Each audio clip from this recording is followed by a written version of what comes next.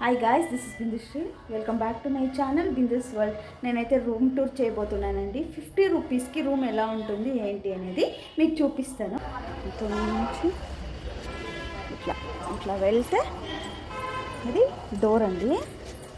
ఇట్లా వచ్చి మనకి బెడ్ ఇచ్చేసిండాడు.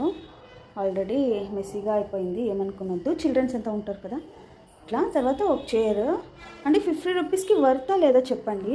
విండోస్ ఈ పక్కన, తర్వాత మనకి వాష్రూమ్ స్పేషియస్గా ఉంది. తర్వాత చాలా బాగుంది చూడండి. ఇంతకన్నా ఏం కావాలండి, గీజర్ ఉంటుంది, మనం ఆన్ చేసుకొని వాటర్ స్నానం చేసుకోవచ్చు.